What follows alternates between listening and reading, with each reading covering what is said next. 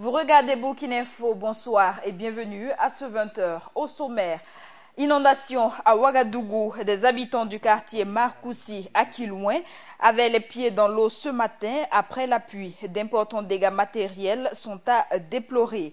Le ministre des Infrastructures était sur le chantier de construction de l'échangeur du Nord. Les travaux suivent le planning, rassure le ministre Éric Bougma. Il sera question de sport dans ce journal avec le match Comores-Burkina. La liste des 25 joueurs convoqués est désormais connue. L'identité des étalons, c'est au cours de ce journal. La pluie qui s'est abattue sur la ville de Ouagadougou tôt ce matin a occasionné des inondations dans certains quartiers. Des habitants du non-loti de Marcoussi au quartier Kilouin avaient les pieds dans l'eau ce matin. Les habitations se sont même effondrées. Furieux, les sinistrés pointent du doigt la mauvaise gestion des mairies. Le reportage de Samba Kassile Traoré. La pluie tombée dans la nuit du jeudi au vendredi 20 mai dans la ville de Ouagadougou n'a pas été bienfaisante pour tous. C'est le cas des habitants du non-loti Marcoussi, dans le quartier Kilouin, où une inondation a été observée, mettant les riverains dans la désolation. Une inondation qui a entraîné l'effondrement de certaines habitations et les occupations sans abri. Regardez combien de personnes dorment ici. C'est plusieurs personnes. Où vont-elles dormir?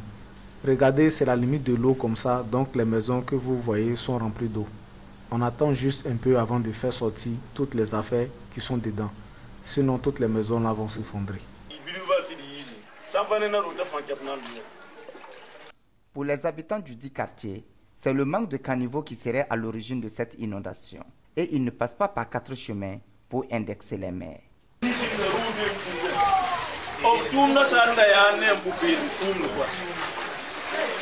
Si le travail des maires qu'on avait élus était de bonne foi, cela n'allait pas arriver. Nous ne pouvons pas dire à la pluie de ne plus tomber.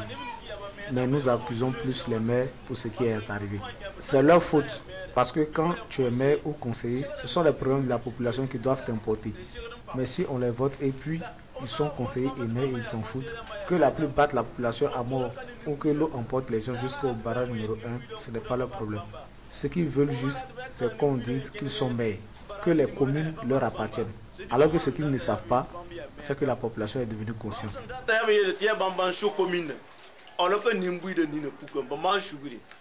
Les habitants du quartier Kilouin disent interpeller le gouvernement pour qu'il prenne des précautions afin que les événements malheureux du 1er septembre 2009 ne se répètent plus dans notre pays.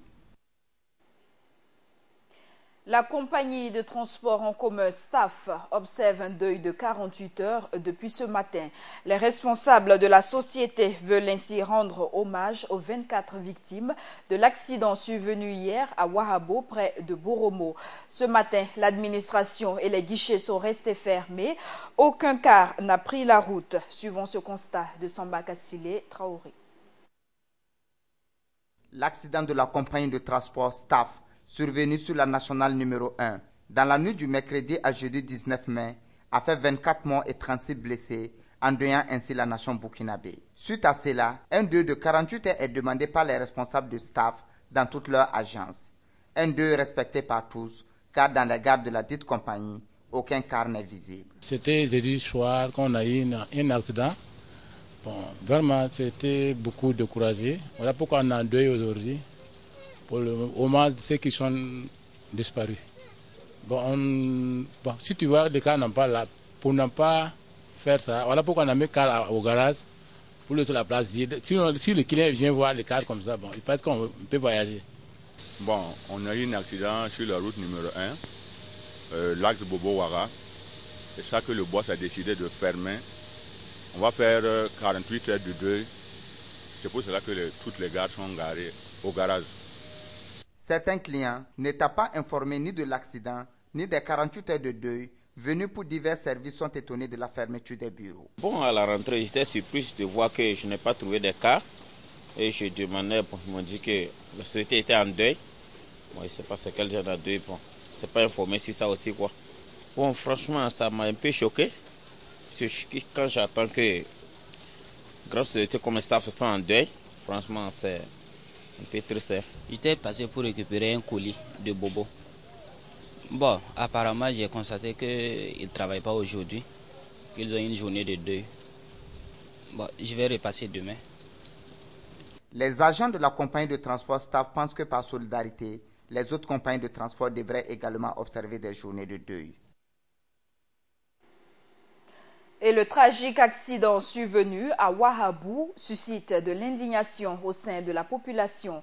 Ils sont nombreux à appeler les responsables de la compagnie Staff à limiter la vitesse de leur car et surtout à respecter les mesures prises par le gouvernement. Le micro-trottoir a été réalisé par Samba Kassile Traoré. Un car de la société de transport Staff en partance pour Bobo Dioulasso, dans la nuit du mercredi à jeudi 19 mai, est entré en collision avec un camion stationné, faisant ainsi 24 morts et plus d'une trentaine de blessés. À Ouagadougou, la population se dit indignée face à ce qui s'est passé et souhaite que la compagnie de transport Staff évite de faire la vitesse, car selon eux, c'est l'excès de vitesse qui est en majeure partie la cause de cet accident. Et ce qu'on a à dire, c'est à propos des vitesses du Staff. Parce que le PDG doit voir la situation par rapport à ça. Vous savez, moi, à mon avis, je vais dire, les chauffeurs, on doit toujours chercher des gens plus de 45 en allant. Vous savez, les jeunes actuellement sur la route, c'est comme vous voyez, ils ont toujours l'air sans chaud et c'est précipité sur la route. Donc le PDG doit voir toutes ces situations et encore voir au niveau du plombage des voitures. Pour la compagnie de transport Staff, en tout cas, il faut que l'État prenne des mesures. C'est-à-dire qu'il faut mettre en place une cellule d'observation, par exemple. C'est-à-dire à chaque fois, il faut donner un emploi de temps pour Staff. Par heure, tu dois arriver à telle heure. De revoir beaucoup de choses en elle, telles que la vitesse et peut-être quelques visites techniques, puisque jusqu'à présent nous n'avons pas à situer les responsabilités de l'accident. On disait qu'ils étaient en excès de vitesse selon les témoignages qu'on a suivis. Voilà. Je crois qu'ils devaient chercher vraiment à diminuer la vitesse, surtout quand on est en pleine agglomération. Cependant, tous saluent les mesures prises par le gouvernement, notamment en ce qui concerne la création d'une unité chargée du contrôle de la route, mais aussi la proposition d'une charte de bonne conduite à laquelle tous les acteurs de transport s'engageront à respecter, et cela dans le but d'assurer la sécurité des passagers. Et on apprend qu'un autre accident de la route s'est produit cet après-midi sur la route nationale numéro 1. Deux gros camions se sont frottés à une intersection juste après le pont de Pincy en quittant Ouagadougou. Les deux chauffeurs auraient pris la poutre d'escampêtre. Le ministre des Infrastructures est allé constater ce matin l'état d'avancement des travaux sur le site de construction de l'échangeur du Nord. Les travaux se déroulent doucement, mais de manière sérieuse. Ce sont les propos du ministre Éric Bougma après cette visite. Suivons ce reportage de Ibrahim Zongo. Le ministre des Infrastructures a visité ce 19 mai 2016 les travaux entrant dans le cadre de la construction de l'échangeur du Nord. Au terme de sa visite, le ministre s'est montré satisfait de l'état d'avancement des travaux. Les travaux continuent en fait conformément au planning qui nous a été présenté. Nous constatons que ces travaux se déroulent tout doucement mais de manière sérieuse. Pour les responsables en charge du projet, l'échangeur, une fois terminé, aura une grande utilité et permettra de régler plusieurs problèmes que rencontrent les populations. Tous ceux qui habitent derrière là perdent 4 jours et 14 heures par an sur le pont pour passer. Ça, c'est quand ça se passe bien, quand il n'y a pas d'accident. Un usager régulier moyen perd 200 litres de carburant par an du fait de ce passage. Si vous balancez ça, c'est énorme pour notre économie. Donc, l'échangeur va permettre à ceux qui viennent d'abord de la route de Ouayouga de ne plus s'arrêter, de continuer. Ceux qui viennent de Kongoussi, d'accéder à cet ensemble-là et d'entrer en ville de manière avec beaucoup de quiétude. Et surtout, ça va permettre au boulevard circulaire qui s'est buté là, de passer au-dessus de la route de Ouayouga et d'aller dans les quartiers Tampoui pour plus tard aller faire la jonction derrière l'abattoir. Donc, enfin, ça permettra d'accéder beaucoup plus facilement au futur aéroport qui est en construction. 30 mois, c'est le temps dont disposent les entreprises en charge du projet pour faire pousser de ces lieux les ponts qui faciliteront le trafic routier urbain.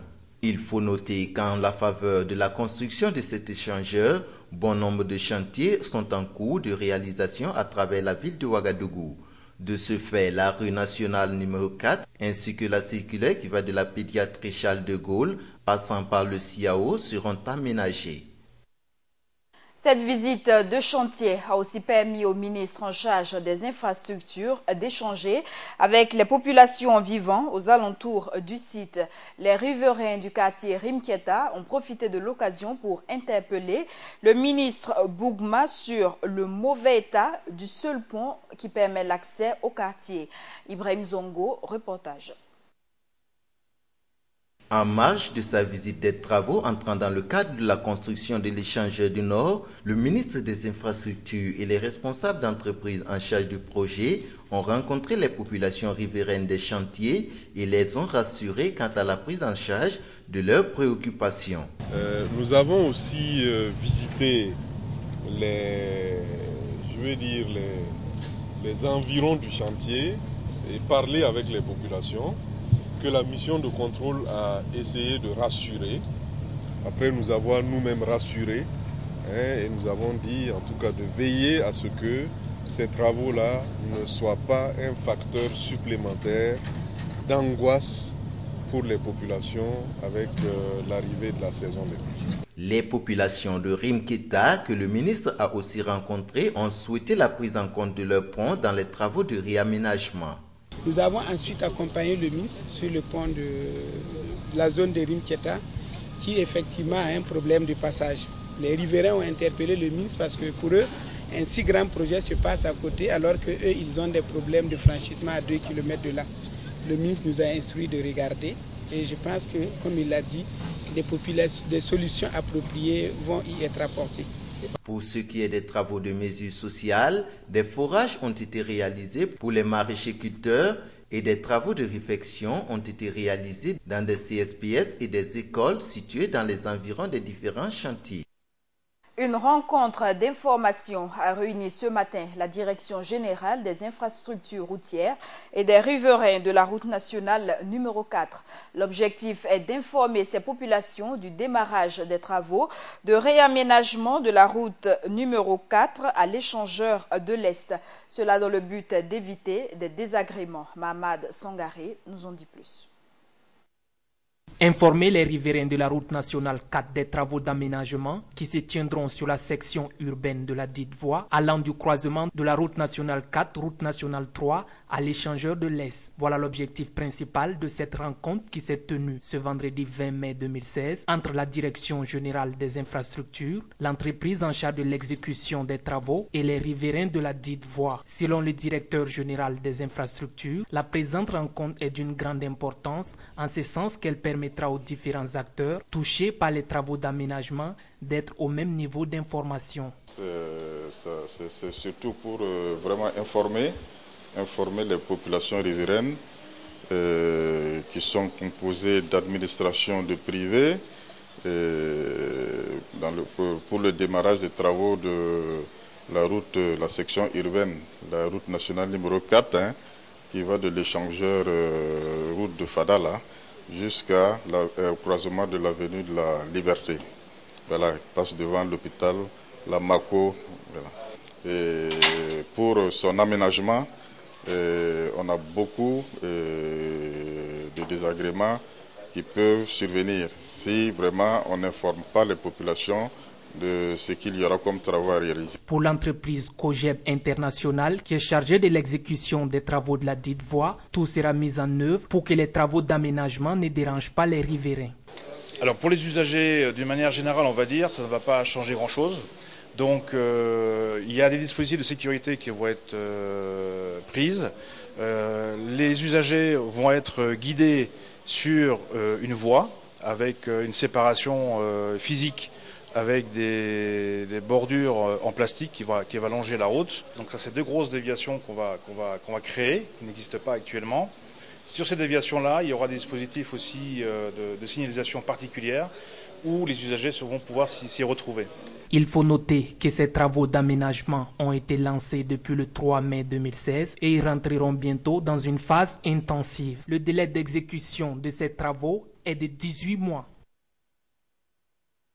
Le ministre d'État en charge de l'administration territoriale, Simon Comporé, a rencontré hier les partenaires techniques et financiers. Ces échanges visent à recueillir l'avis des bailleurs de fonds sur le processus d'élaboration de nouveaux référentiels pour la décentralisation.